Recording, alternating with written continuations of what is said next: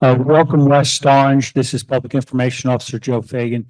At this time, I'd like to turn the control of the meeting over to our municipal clerk, Karen Carnival.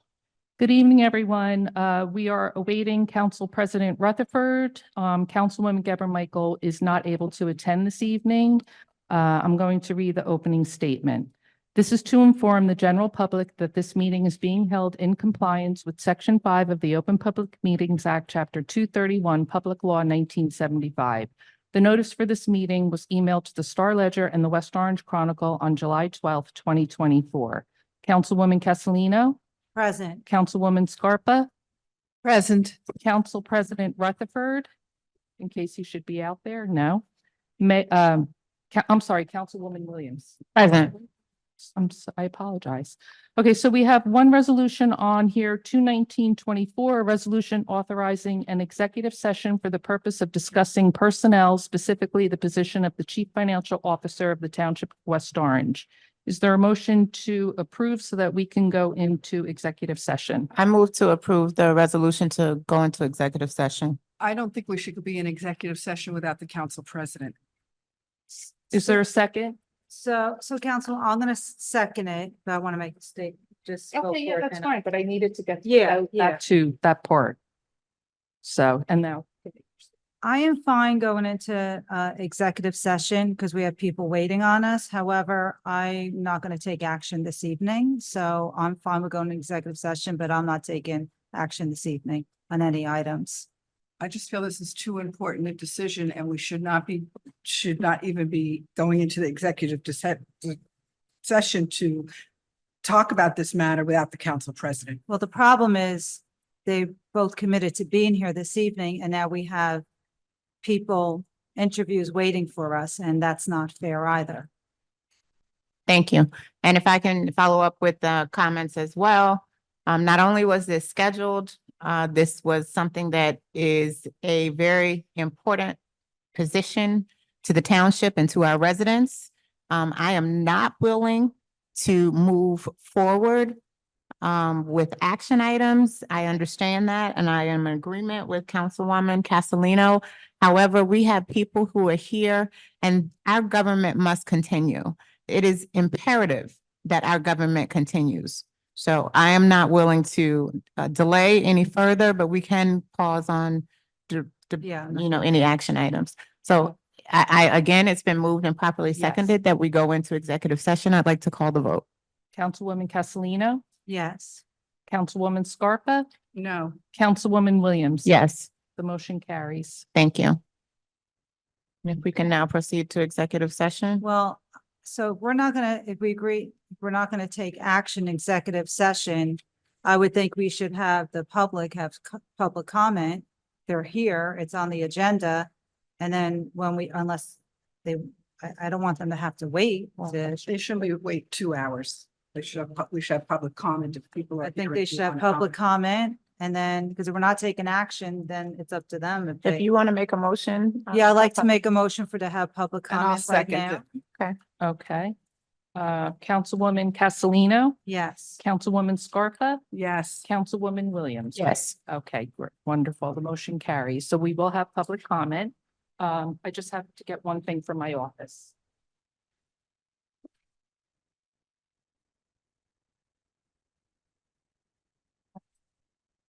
Don't waste the public's time.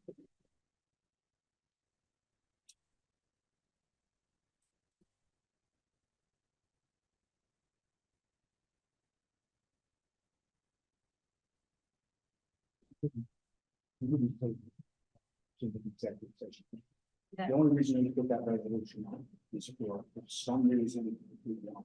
Yeah, I got it. I don't even realistically expect you to do that, but Yeah. say, we're ready at. There it is. So. Well, you say that on the microphone. Chief, you could say that on the microphone so folks understand that.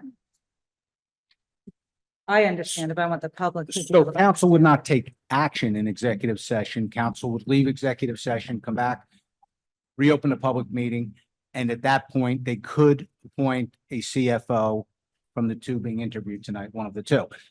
I don't think anybody realistically expects that that's going to occur, but the administration would be remiss if we did not put that on the agenda, giving the ability to do so.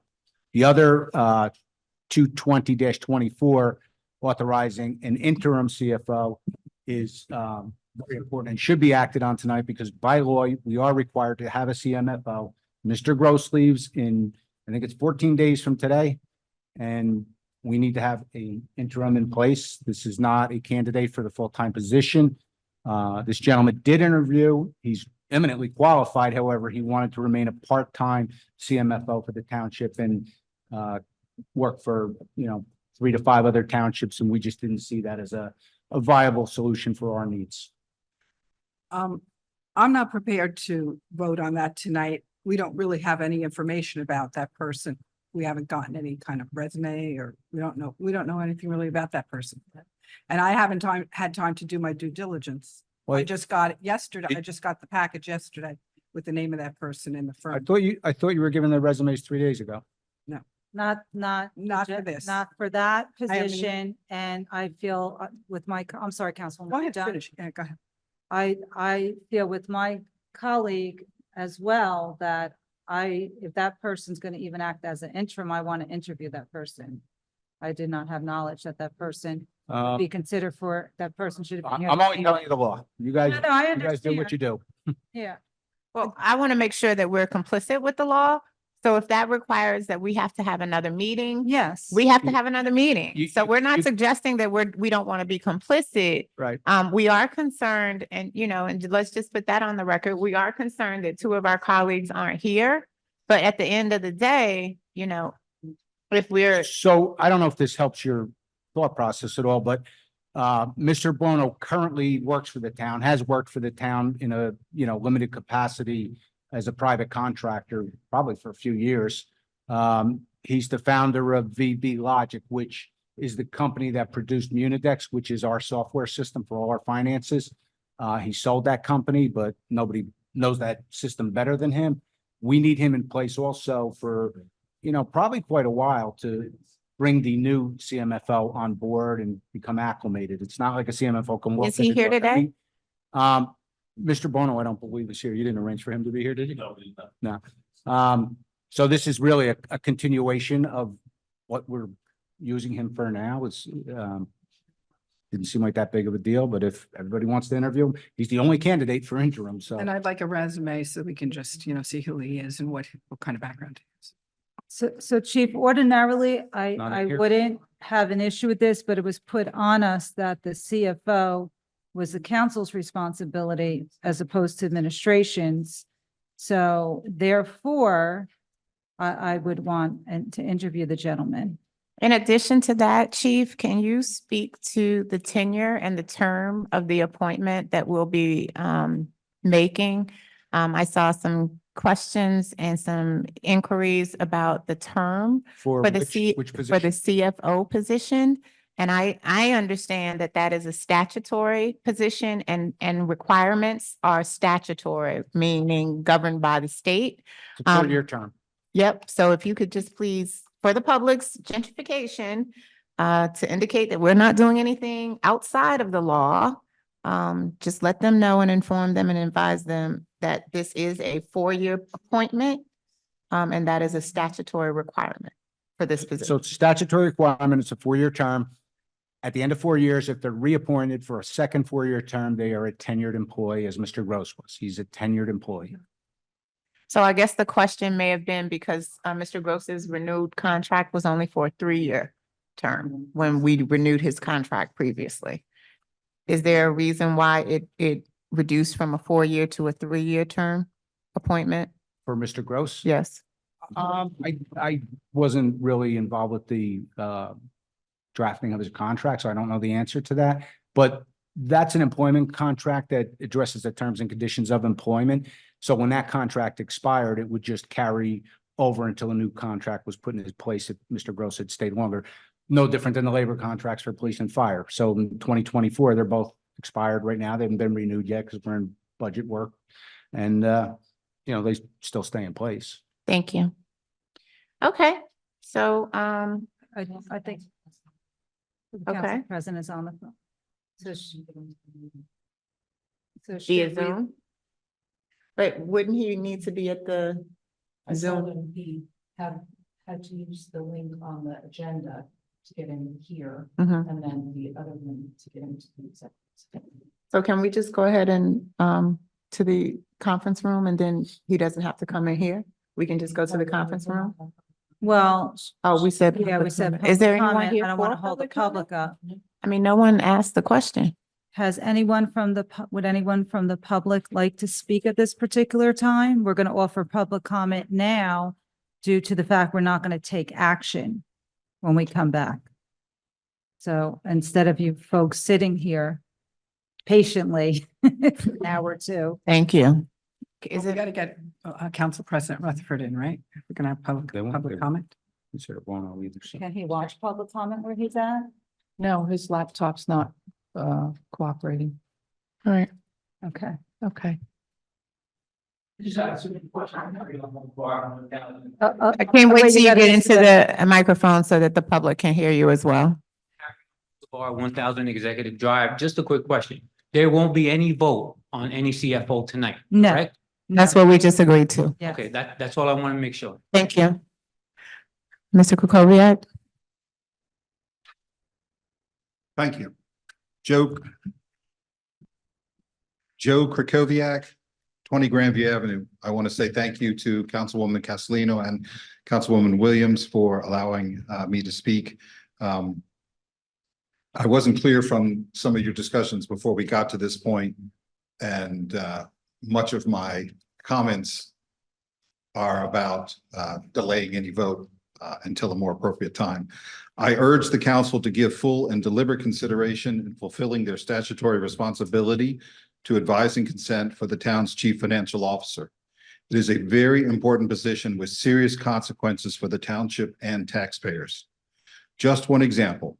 During Mr. Gross's CFO tenure, the town's issued and authorized debt has nearly tripled from $57 million in 2012 to nearly $150 million in 2022. We, and I believe I include council members here, don't even know how much more that debt has increased because I cannot induce Mr. Gross to place the year-end 2023 debt amount on the town website. This despite asking at last week's council meeting. Debt service, essentially paying principal and interest on the town's credit card, this year is $11.6 million, nearly 12% of the proposed budget. That's staggering and frightening because we're not buying anything for nearly 12% of our budget. Tonight's special meeting reminds me of an adage I have long tried to practice. Poor planning on your part does not necessitate an emergency on mine, which the internet attributes to someone named Bob Carter, who I was unable to find out anything more. In my 10 years on town council, I frequently pushed back on literally last-minute votes on important issues that the administration dropped in the council's lap. These instances came far too often and almost always with the warning that it was urgent to approve the administration's request to avoid some impending deadline and calamity. I don't believe any of the vote approvals came close to fully informed considerations, sometimes with negative consequences. Resolution 221 says Mr. Gross gave notice of retirement in April 2024. It doesn't say what day of that month, which would have given the administration at most 4 months to fill the position by his planned departure August 1st. The resolution also does not reference the fact that Mr. Gross had months before expressed his intent to leave, and the administration had plenty more time to develop a plan and timeline that it could have triggered without delay once Mr. Gross's decision was made. They also had time to negotiate the date of departure. The fact that Resolution 2020 asked council permission to spend as much as $50,000 at $200 an hour on an interim CFO also appears to highlight how irresponsibly the administration's proposed action could hurt taxpayers. A properly planned transition for such a role as the CFO would avoid this step altogether. Before Mr. Gross was hired in 2011, early in my 10 years on the council, his candidacy was known for several weeks to council members. I had a chance to review his resume, conduct research, and even spend a pleasant lunch with him discussing a wide range of subjects related to his potential employment. I voted to hire him, initiating a long series of professional, not personal disagreements with him over his performance and advice to the council in the ensuing years. The point is that council did not have essentially a day or a few days to give its informed consent. It had weeks to do its job. Now the council is asked to consider from two candidates as well as confirm an interim candidate for these momentous decisions. The public, the people you work for, have had no information or time to also consider and weigh in. So I asked the council to put these materials about the CFO candidates and debt level on the town website for residents to review. I also ask that you vote down these resolutions or table them and take your time to consider the right candidate for our town, perhaps at another special called meeting. And I urge the administration to plan better and expand their processes and time horizons farther into the future so that these last-minute requests end and the council has time to make fully informed decisions on behalf of our community. You should also wait until you have all 5 council members for such important decisions. Thank you. Thank you, Mr. Kukoviac. Are we going to respond to public comment? Is there anyone else that wants to make a public comment? All right, public comment is closed. Thank you, Madam Clerk. That's up to We you. go now about. Yes, so I'll just make a response to your comments, Mr. Kukoviac. So as a 10-year servant of the public, you are very clear on the process and the procedure. And so what is very disturbing to me is that there is the illusion that the process has been rushed, that the process has not been something that has been planned or well planned. And I will agree with you that perhaps more time would have been appreciated. But it is our responsibility as elected officials, and the people's vote have given us the opportunity to make these decisions on behalf of the people. This is a position that is internal. It's a legislative decision to make this position. So there's a few things that I want to remind you as far as the legislative body and how it functions, just in case you've forgotten. We require a quorum to do business. That means 3 of the 5 of us have to be present. It is urgent, important, and imperative that we have a CFO. That is a statutory requirement based on the state of New Jersey. Of course, we would have liked to understand months in advance when this time was going to come, but also a statutory requirement or a requirement by the state of New Jersey is that people don't have to notice their retirement until 30 days in advance. And so while it could have been a situation where the administration, and we asked as a governing body, as soon as Mr. Gross announced his retirement, for an RFQ to go out for people who would be interested in the position. However, the administration, who is the executive branch of this government, did not put out that RFQ until a date where I'm going to ask Mr. Gross to identify what that release date was to the public. RFQs have to go out for a certain amount of days for a certain period. And I'm sure once Mr. Gross identified when he was going to leave, all of those processes went into place, which is why we now have 2 candidates to interview. We don't do the vetting process. That is the administration's responsibility. And so while some of us had an opportunity, if we were asked by the administration, and I'm giving you all of this information so that there can be full disclosure and full transparency, because for some reason, there's a constant statement about mistrust at each of our council meetings, how there's a mistrust with this administration, how we're not informed of what the administration is doing. And I just want to take that narrative and change it to what is actually occurring. So again, you know, when an RFQ or an RFP, whichever it was, for this position went out, it has to go out for a certain amount of days. People have a certain amount of time to respond to that. The administration did the preliminary interviews to vet that process. Chief Abbott can also tell us how many applications were received, if that's something that you would like to know. But again, the process is a statutory process. It's a statutory process to even put out an RFP or an RFQ. So again, to imply that this has been rushed, that this is something that the public should be engaged in, it's just not how employment works, even at this level. This is what we were elected to do. And I encourage my colleagues to not jeopardize the financial security of the Township of West Orange, move forward with what we have been elected to do, and make those necessary decisions. I'm totally clueless as to why one of my colleagues feels that we should wait. Each of us are empowered to make these decisions. The fact that my colleagues are unavailable, this is our duly elected responsibility to make sure we keep our government functioning.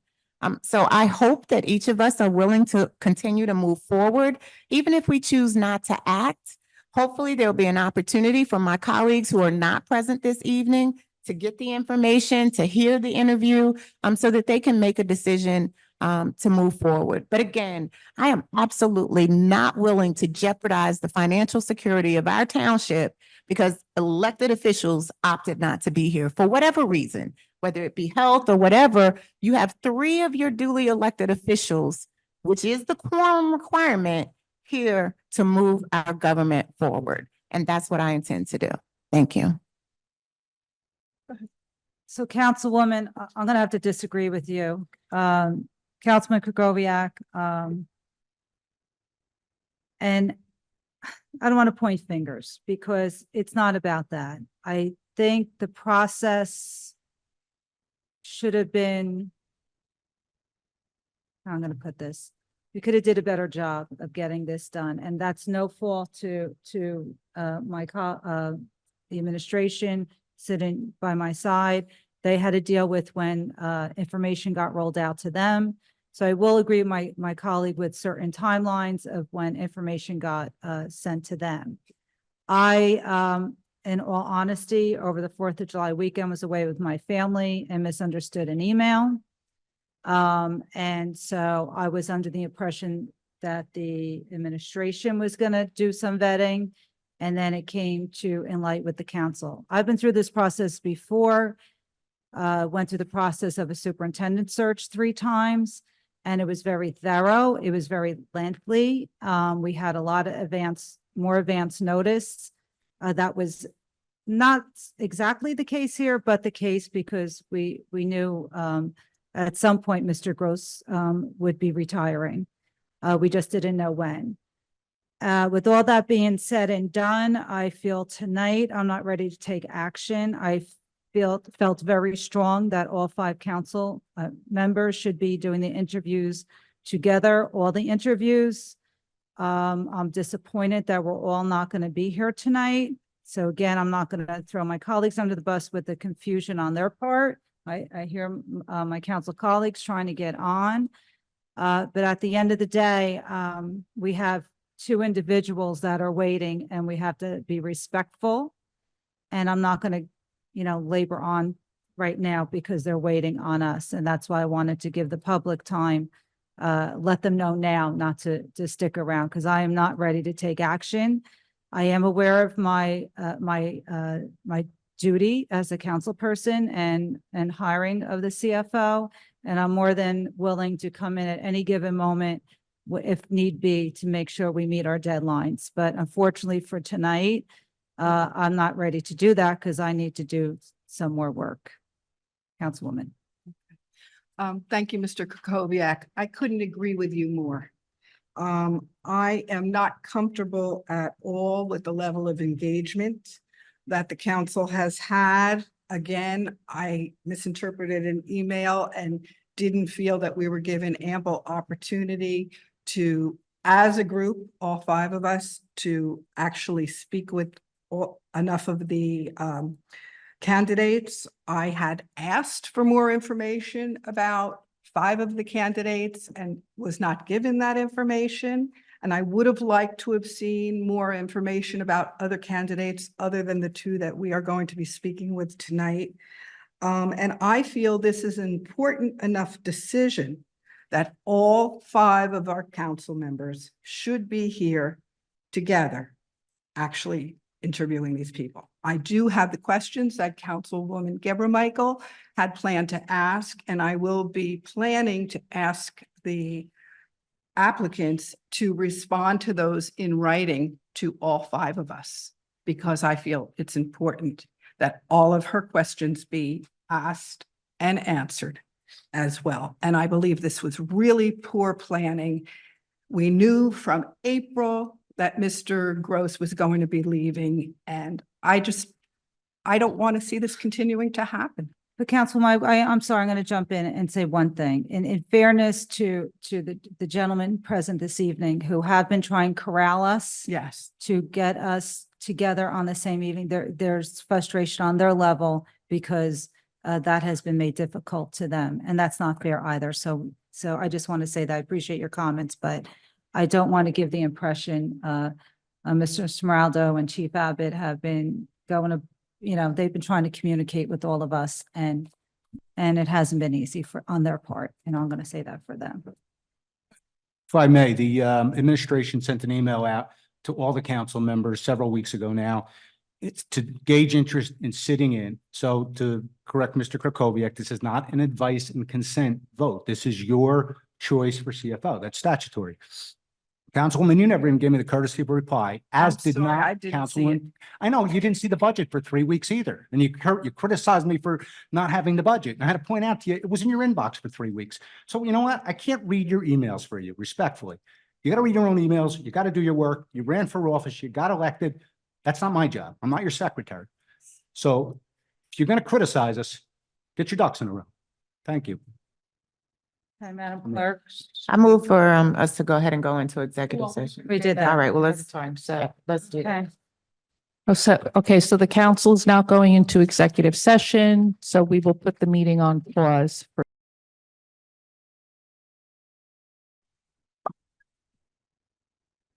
Hi, this is Joe Fagan, Public Information Officer. The Township Council has returned from executive session. It is now 11:10, and I'm going to turn the microphone over to our municipal clerk, Karen Carnival. Okay, I just need a motion to adjourn the meeting. I move to adjourn. Second. All in favor? Aye. Any opposed? Nope. Good night, West Orange. Good night. Thank you. For the public.